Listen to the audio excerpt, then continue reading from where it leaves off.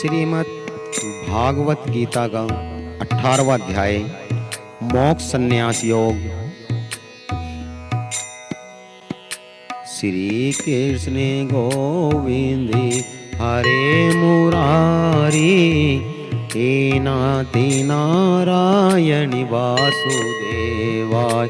श्री कृष्ण गोविंद हरे मुरारी हे नाति नारायण वासुदेवाय।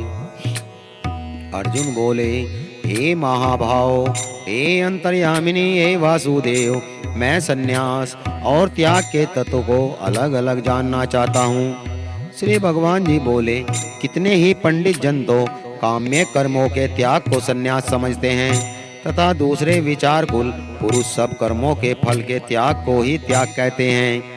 कुछ एक विद्वान ऐसा कहते हैं कि कर्म मात्र दोष युक्त है, इसलिए त्यागने के योग्य है, और दूसरे विद्वान यह कहते हैं कि यज्ञ ध्यान और तपरूप कर्म त्यागने योग्य नहीं है। हे पुरुष श्रेष्ठ अर्जुन, संन्यास और त्याग इन दोनों में से पहले त्याग के विषय में तू मुझसे सुन, क्योंकि त्याग सात्विक, राजस और तामस भेद से 3 प्रकार का कहा गया है। यज्ञ दान और तपरूप कर्म त्याग करने के योग्य नहीं है, बल्कि वह तो अवश्य कर्तव्य है, क्योंकि यज्ञ दान और तप ये तीनों ही कर्म बुद्धिमान पुरुषों को पवित्र करने वाले हैं। इसलिए हे पार्थ, इन यज्ञ दान और तप रूप कर्मों को तथा और भी संपूर्ण कर्तव्य कर्मों को आसक्ति और फलों को त्याग करके अवश्य करना चाहिए।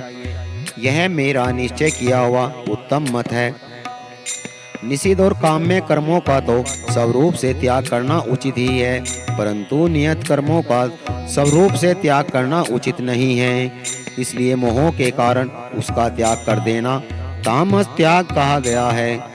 जो कुछ कर्म है वह सब दुख रूप है, ऐसा समझकर यदि कोई शारीरिक क्लेश के भय से कर्तव्य कर्मों का त्याग कर दे, तो वह ऐसा राजस त्याग करके त्याग के फल को किसी प्रकार भी नहीं पाता।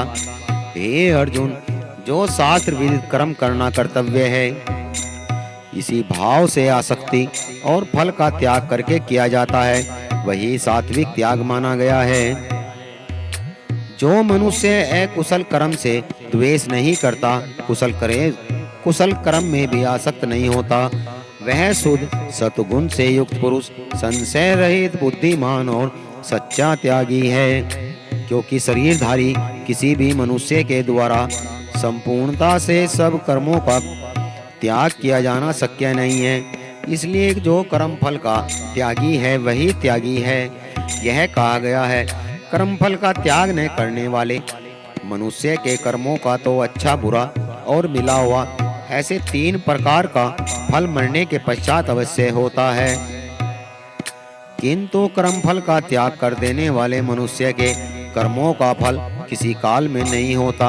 हे महाबाहो, संपूर्ण कर्मों की सिद्धि के ये 5 हेतु कर्मों का अंतःकरण करने का उपाय बतलाने वाले सांख्य शास्त्र में कहे गए हैं, तो उनको मुझको भली बात ही सुन। इस विषय में अर्थात कर्मों की सिद्धि में अधिष्ठान और कर्ता तथा भिन्न भिन्न प्रकार के करण और नाना प्रकार की अलग अलग चेष्टा और वैसे ही 5वां हेतु देव है। मनुष्य मन, वाणी और शरीर से शास्त्र अनुकूल अथवा विपरीत जो कुछ भी कर्म करता है, उसके ये 5 कारण हैं। परंतु ऐसा होने पर भी जो मनुष्य अशुद्ध बुद्धि होने के कारण उस विषय में यानी कर्मों के होने में केवल शुद्ध स्वरूप आत्मा को कर्ता समझता है। सैकड़ों फांसियों से बंधे हुए मनुष्य काम क्रोध के प्राण होकर विषय भोगों के लिए अनन्य पूर्वक ध्यान दी गया पदार्थों को संग्रह करने की चेष्टा करते हैं। वे सोचा करते हैं, मैंने आज यह प्राप्त कर लिया, अब इस मनोरथ को प्राप्त कर लूंगा, मेरे पास इतना धन है और फिर हो जाएगा।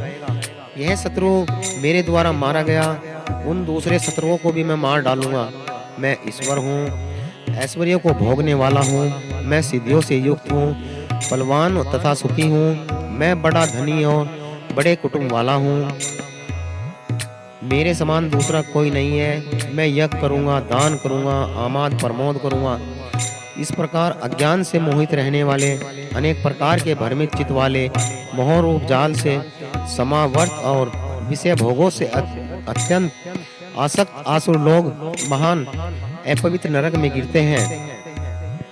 वे अपने आप को ही श्रेष्ठ मानने वाले घमंडी पुरुष धन और मान के मद से युक्त होकर केवल नाम मात्र के यज्ञों द्वारा पाखंड से शास्त्र विधि यज्ञ पूजन करते हैं।